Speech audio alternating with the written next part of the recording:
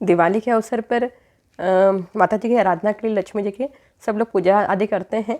पर कुछ लोग विशिष्ट आराधना करते हैं, करना चाह रहे होते हैं, तो उस दिन के अंदर मंत्रों का, स्तोत्र पाठ का, जप का बहुत महत्व है।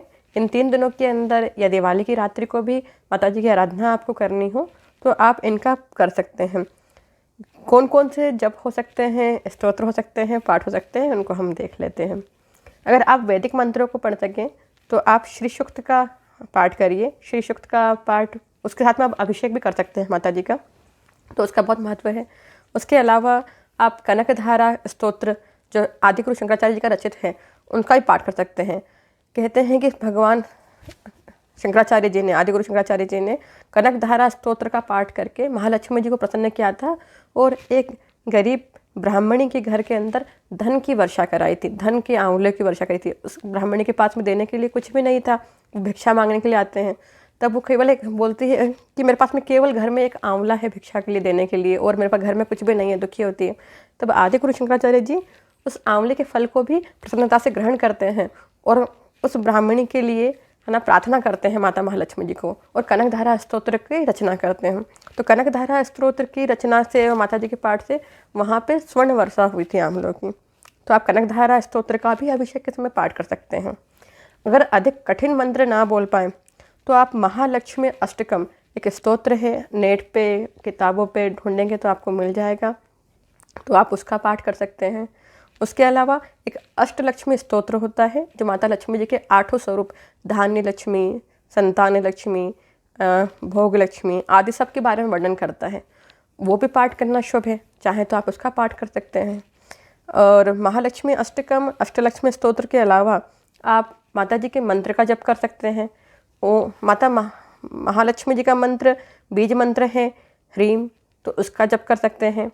ओम अयम ह्रीम श्रीम माता ललिता देवी का बीज मंत्र है, ललिता माता महालक्ष्मी जी के लिए भी प्रयुक्त होता है, तो आप इसका भी जप कर सकते हैं। ये भी कठिन लगे तो आप ओम महालक्ष्मी नमः इस मंत्र का जप करके भी आराधना कर सकते हैं। इसके अलावा माता जी के जो उपासक हैं वो अर्गला स्तोत्र, जो दुर्गा सप्तशती का पाठ होता है, उस पाठ को भी पढ़ सकते हैं। माता जी के नाम का जप करना, गणपति जी की माला करना, ये भी शुभ रहेगा। कुछ लोग स्थिर लगन या वर्षभ लगन का प्रतीक्षा करेंगे और मध्य रात्रि को पूजा करते हैं या रात को देर तक बैठ सकते हैं। जिनके पास में थोड़ा सा शांति से बैठ के पूजन करने का अतिरिक्त समय हो तो पूजा के अलावा वो लोग, है ना, बैठ करके माता महालक्ष्मी का सहस्त्रार्चन कर सकते हैं, या श्री ललिता सहस्त्र नाम से भी सहस्त्रार्चन कर सकते हैं। माता महालक्ष्मी जी के 1008 जैसे सहस्त्र नाम कहते हैं, वो नेट पे सर्च करने पे आपको मिल जाएंगे, एक पुस्तक भी मिलती है, तो उनसे भी अर्चन कर सकते हैं।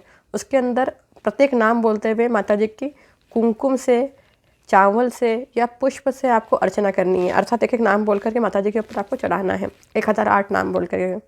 तो ये महालक्ष्मी सहस्त्र नाम से और ललिता सहस्त्र नाम दोनों से संभव है। इसके अतिरिक्त अगर ये सब चीज़ें हैं, महालक्ष्मी अष्टकम और अष्टलक्ष्मी स्तोत्र, तो प्रत्येक व्यक्ति जो माता लक्ष्मी जी की आराधना करता है या शुक्रवार को जो लोग व्रत करते हैं, वैभव लक्ष्मी व्रत, तो वो लोग भी इस स्तोत्र को पढ़ सकते हैं। कुछ भी जो आप सरलता से कर पाएँ और करने के अंदर आपको अच्छा लगे, अपनी सुविधा अनुसार आप चुन लीजिए और एक पाठ, एक जप या एक स्तोत्र मंत्र आप कर लीजिए। आप कुछ भी करने का प्रयत्न करेंगे, कोशिश करेंगे, तो माता महालक्ष्मी जी प्रसन्न ही होंगी, है ना। बहुत ज़्यादा डरना नहीं है कि हम गलत बोल देंगे तो क्या होगा।